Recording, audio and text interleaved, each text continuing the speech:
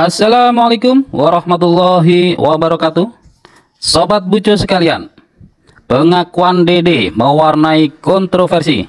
Dan terkait pengakuan tersebut, Ibu Elsa Sharif, salah satu pengacara Ibtu Rudiana, memberikan pandangan-pandangan tersendiri.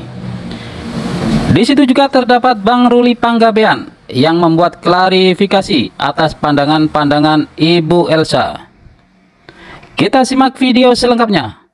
Tonton sampai akhir, karena di akhir video akan ada ulasan dan pandangan dari kami.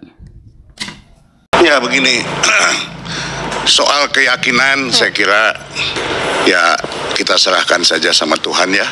Tapi saya juga nggak berani saya nyatakan saya 100% yakin nggak. Karena yang punya ini kan yang Tuhan yang di atas lah. Cuman saya ingin menanggapi sedikit tadi yang perkataan Ibu Elsa soal Bintara. Mana mungkin sih bisa merekayasa demikian, kan begitu pernyataan Ibu. Saya kira saya nggak sependapat. Karena apa? Karena Ibu udah underestimate gitu loh. Beliau itu, Pak Rudiana ini adalah penyidik dan sudah bukan setahun 2 tahun, udah puluhan tahun.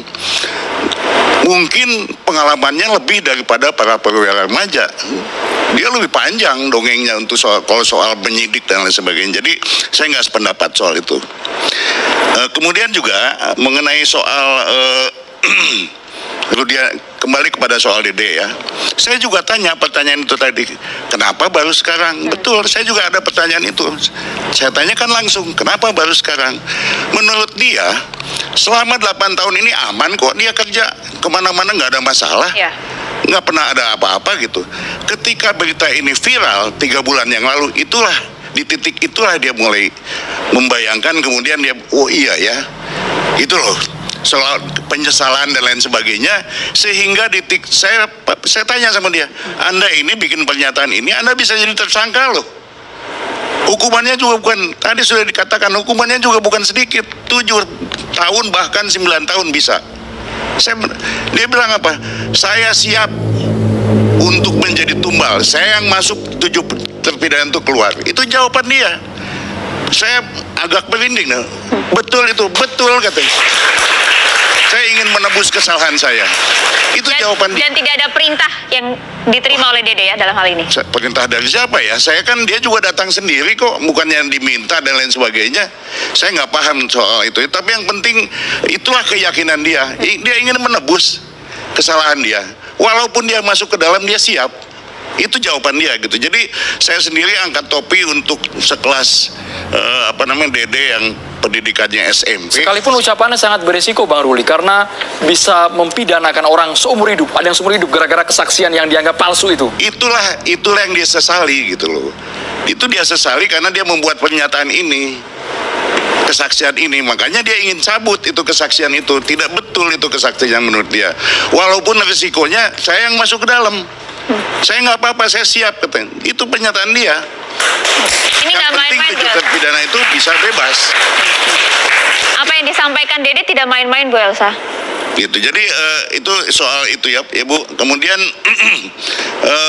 saya juga tanya pada dia, bikin bikin BAP ini, kemudian bikin jadi saksi ini, kemudian kan nanti akan ke sidang pengadilan. Nah, betul tadi yang dibilang oleh rekan saya ini, bahwa ketika datang panggilan sidang kepada dia mengkonfirmasi langsung sama Rudiana, itulah kata-katanya.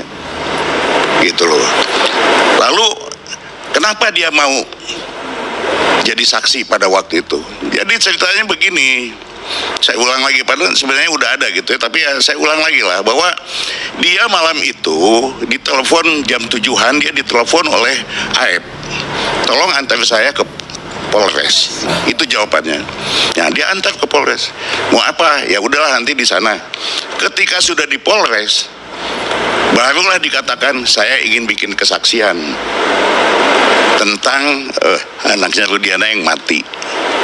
Gitu loh. Kan saya nggak tahu apa-apa soal ini. Nggak apa-apa, kamu ikutin aja. Kira-kira itulah percakapan mereka. Lalu dibuatlah cerita itu, kesaksian itu di luar masih di area Polres, tapi tidak dalam ruang pemeriksaan. Ditambahkan oleh Rudiana bahwa Rudiana menambahkan ini nama tersangkanya si Anu, barang buktinya ini, motor ini. Jadilah kesaksian itu. Gitu. Setelah itu, setelah dia bikin kesaksian itu, 1 bulan kemudian dia juga udah keluar dari tempat kerjanya. Dan dia selama 8 tahun bisa bebas kemana-mana, nggak apa-apa. Sekali lagi kami tegaskan, Bang, kalau nggak tahu kenapa mau, Bang. Nggak tahu tapi mau. Ini orang dalam situasi dia tuh pendidikannya SMP. Orang miskin, bukan orang kecil lah gitu ya. Yang istilahnya penghasilannya dapat sehari itu buat dia makan gitu loh. Sehingga begitu dibawa ke ini pengakuan dia loh. Sehingga ketika dia dibawa ke Polres itu dia kondisi tertekan, takut lihat suasana di kepolisian itu, apalagi ada pakaian baju polisi itu, dia takut. Itulah akhirnya kenapa dia mau mengikuti. Gitu. Itu saya ingin menerangkan, menjelaskan lebih lanjut. Ini adalah keterangan Dede yang dibuat di depan notaris. Begitu isinya. Bu Elsa, ditanggapi Bu Elsa. Silakan, Bu Elsa. Begini ya, andaikan Dede mencabut, keterangan Dede kan mengatakan bahwa dia melihat ada motor dilempar, jatuh, dikejar dan segala rupa ya. Tetapi bukan itu saja, bukan Dede saja Aep. Masih ada 2 saksi lagi yang sudah menjadi klien saya, ya, klien Perhaki. Jadi dicabut ini pun bagi saya tidak bermanfaat gitu loh. Ya cuman memang sekarang jadi viral juga ceritanya. Tapi apapun itu haknya dari rekan untuk berupaya, dan saya hargai berupaya untuk bikin suatu novum untuk PK. Yang saya tidak setuju keterangan Dede ya, saya terlepas dari rekan kan, rekan saya kan cuma menampung ya. Tidak setuju adalah mengikut sertakan seolah-olah klien saya mengarahkan. Di mana klien saya itu bukan waktu pada tahun 2016, bukan polisi yang sudah berpengalaman, umurnya masih muda karena anaknya aja masih 16 tahun. Dia adalah bukan yang sudah umur 50, 60, udah pensiun ya. Jadi tidak. Bagaimana dia bisa menguasai jaksa juga? Surat panggilan dia ngambil dari jaksa kan enggak. Panggilan itu jaksa yang kirim ke alamatnya. Jadi janganlah dia Rudiana dianggap seperti jenderal, seperti Kapolri sehingga bisa menguasai semuanya. Jadi itu kan cerita Dede, ya nggak apa-apa dicatat saja soal Dede. Tapi bagi saya tidak semudah itu, salah. Pak Ruli. Tidak semudah itu, Ibtu Rudiana merekayasa. Kita jadi bersanggah-sanggahan nih ya. Saya kan sudah menyerahkan kepada kepolisian. Udahlah, baiklah. Kita kasih aja pihak kepolisian yang menguji ini. Kita kan hanya menampilkan ini bukti. Silahkan penyidik yang kemudian nanti memutuskan.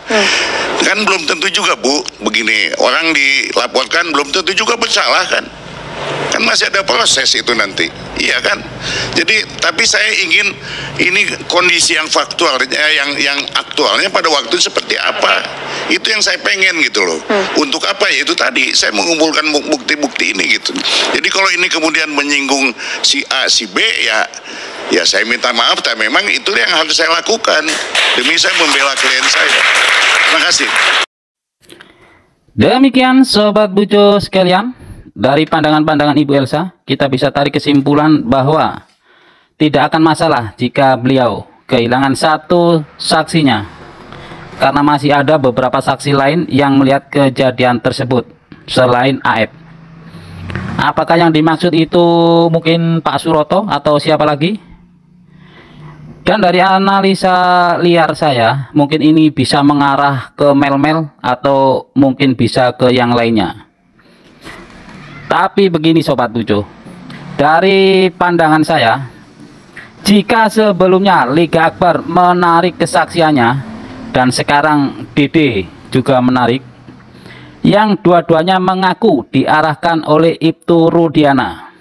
Dan jika itu benar, sekali lagi, jika itu benar, maka bisa jadi untuk Suroto, Melmel, atau bahkan juga kesurupannya Linda terdapat campur tangan dari Ibtu Rudiana juga. Karena dari kesaksian-kesaksian itu semuanya mereka mempunyai pola yang hampir sama, yaitu menggiring opini untuk menguatkan bahwa kejadian pembunuhan dan pemerkosaan itu terjadi.